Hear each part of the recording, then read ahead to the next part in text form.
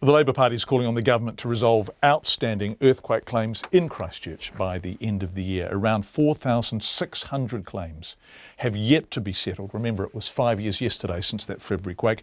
Labour leader Andrew Little told Morning Report this morning the government needs to impose a deadline and take over any cases that haven't been resolved. Nick and Miranda Rout are one of those unresolved cases. It's been 5 years and 1 day since the Linwood home they shared with their 4 children was basically destroyed. But the Routs are still paying a mortgage on it and rent on another house while they wait for their insurance company, IAG, to resolve their claim. An entire part of the house is missing, windows are falling out, and a wall is bowing. Miranda Rout says enough is enough. She says the family is treading water financially while they wait for a decision from their insurer. I'm standing in what was our main sitting area and kitchen at our house in Britton Street. Right, for people who can't see, it's just bare walls now. Everything is gone. The interior walls have gone, whatever was on the floor has gone. It's just a bunker, basically. It is, and if you see round here, there's no glass. It's completely open to the elements. And this is from the February quake 5 years ago yesterday. Yes, we came home on the 22nd of February. The chimneys had collapsed. One of the walls I will show you was bowing. It split in another part of the house so you can see into the garden. Everything, linings were out, and we had an internal chimney that was cracking and starting to pop out. So we literally could not live in the house. And we haven't been back since.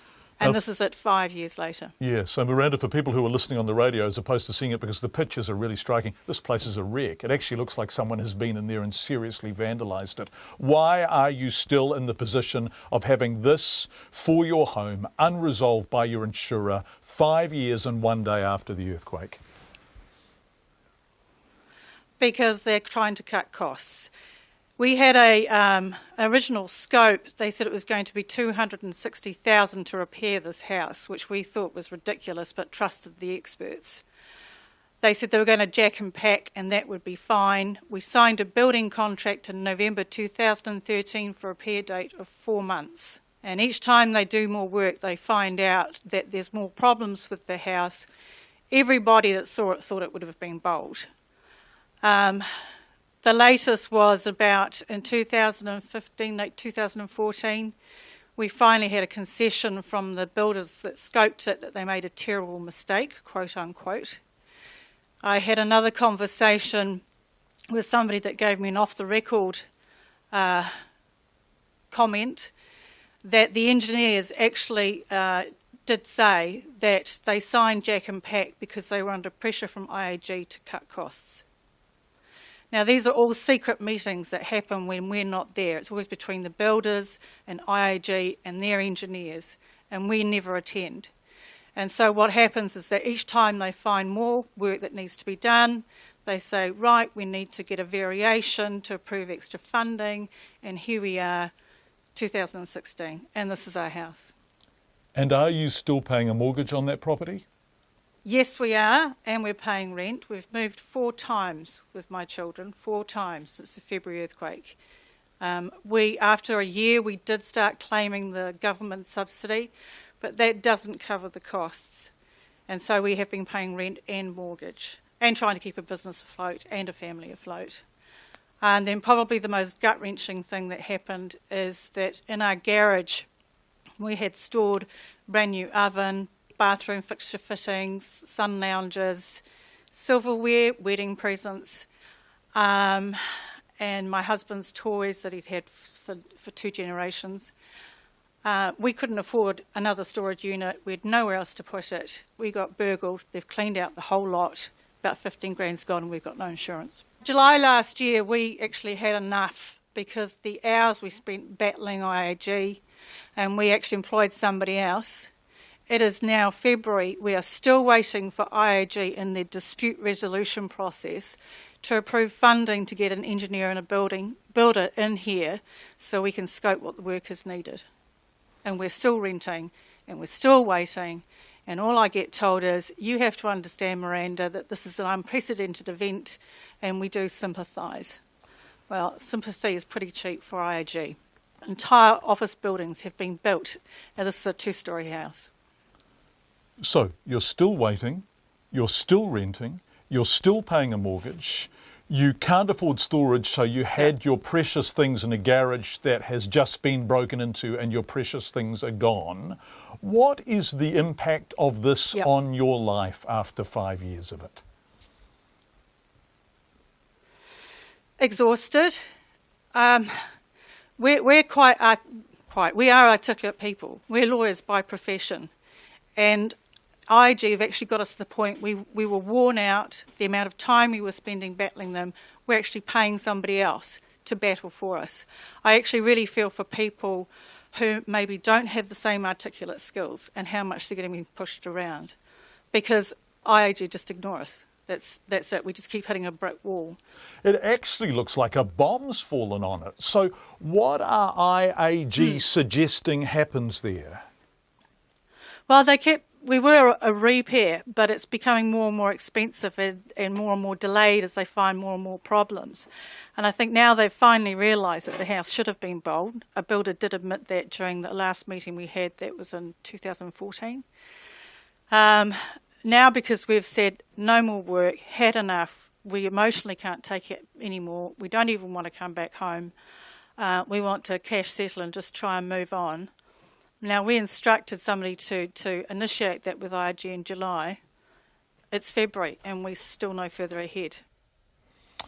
That was Miranda Rout speaking from her home. Listening to Miranda is IAG's General Manager for Customer Reinstatement, Renee Walker. Renee, welcome to the program. And I have to say that we very often put in bids for insurance companies to come on after stories like that, and they very seldom do. So full credit for being here. But what are you going to say about Miranda's situation? Why isn't it resolved?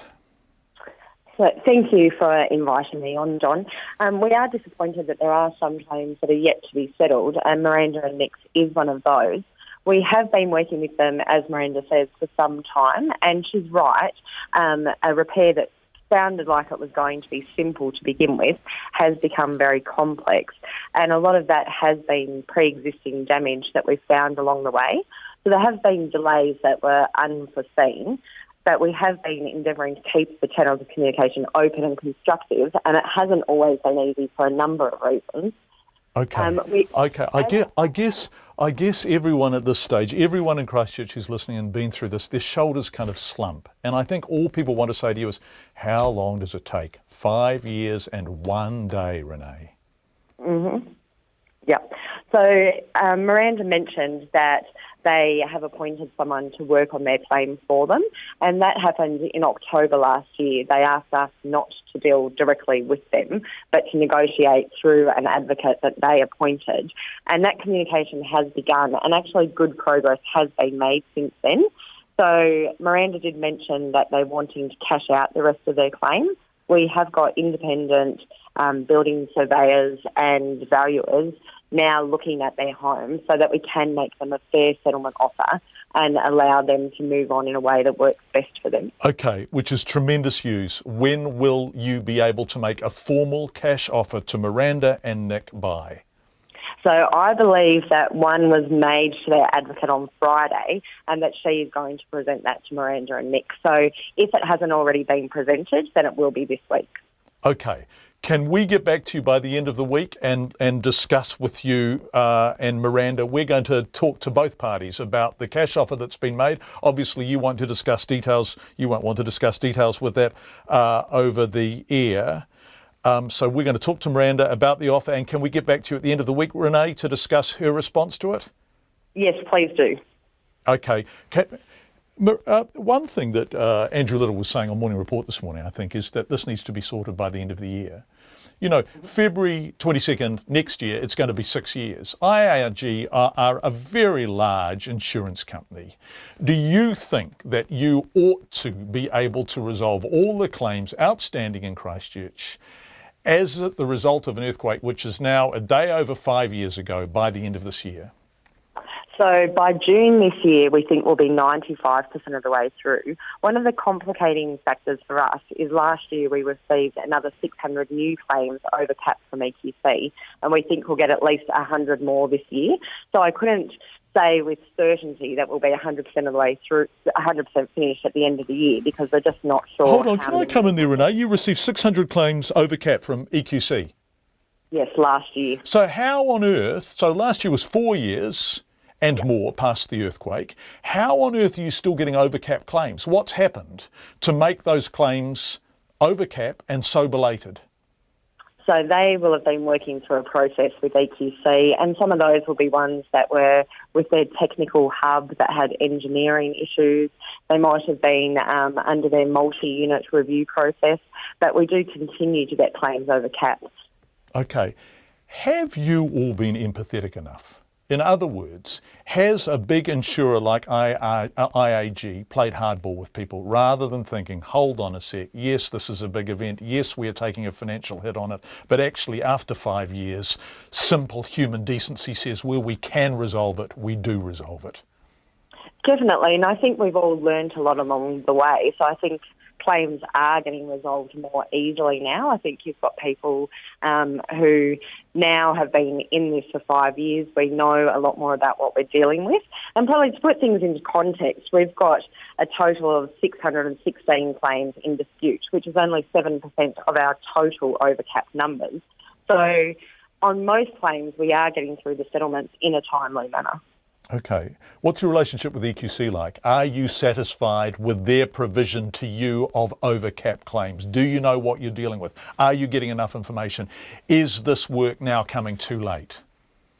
Obviously, we'd like more certainty around our total number of claims, but we do have a good relationship with them. We do work well with them, and we do try and get information as quickly as we can, because I think we're all here for the same reasons.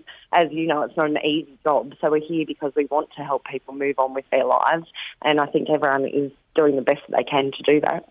Miranda Rout will be delighted to hear that. Thank you so much, IAG's General Manager for Customer Reinstatement, Renee Walker. So you will have heard Renee saying that a cash offer is being put before Miranda Rout, who was talking about her extraordinary circumstance.